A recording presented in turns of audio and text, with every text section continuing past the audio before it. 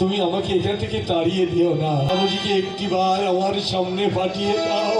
আমার বিশ্বাস তোমার বাবুজি আমাকে খালি হাতে পাঠাতে পারবে না, আমাকে কোনোদিন খালি হাতে পাঠাতে পারবে না।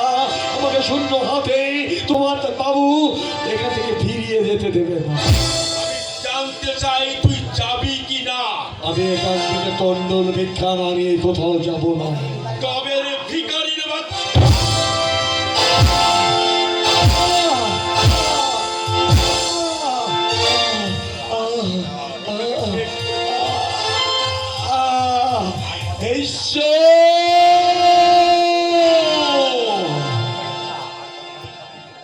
আর কত পরীক্ষা দেবে তুমি? তোমাকে পাওয়ার আশায় আমি জমিদারি ত্যাগ করলাম, সংসার ত্যাগ করলাম, দিনের পর দিন না খেয়ে অনাহারে আমি এই বৃন্দাবনের পথে পথে বেরিয়েছি, আজ ভিক্ষা করেছি। আমি কি জগৎ ছেলের কাছ থেকে এতটুকু ভিক্ষা পাবো না? আমি তো এর জন্য জমিদারি পর্যন্ত ত্যাগ করেছি। বলো তুমি কে? বলো তুমি কে? লালা!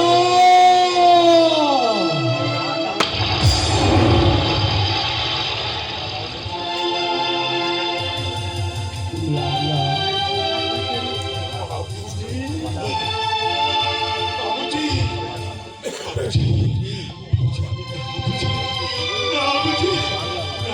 আপনার গায়ে আমি হাত তুলেছি বাবুজি। বাবুজি আপনি আমায়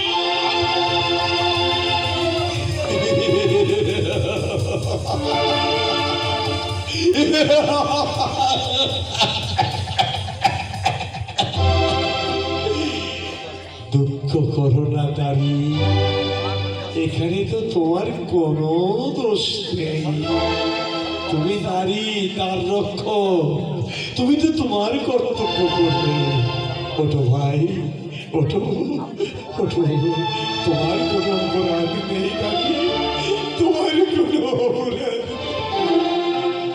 বাবুজি আপনি যদি আমার ক্ষমা না করেন তাহলে নরকেও আমার ঠাঁই হবে না বাবুজি, নরকেও আমার ঠাঁই হবে। বাবুজি আমি পাপী, আমরা মুখ্য সূক্ষ্ম মানুষ, আমরা আসল মানুষ, আমরা চিনতে পারি না। বাবুজি আপনি আমায় ক্ষমা করুন, বাবুজি আপনি আমায় ক্ষমা করুন, আপনি আমায় ক্ষমা করুন বাবুজি।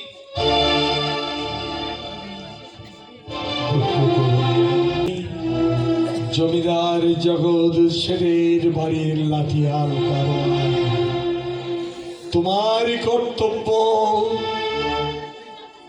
তুমি করেছ।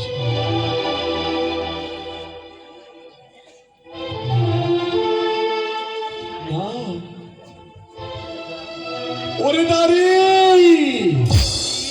তুমি না জেনে না বুঝে যে আঘাত আমাকে করেছ,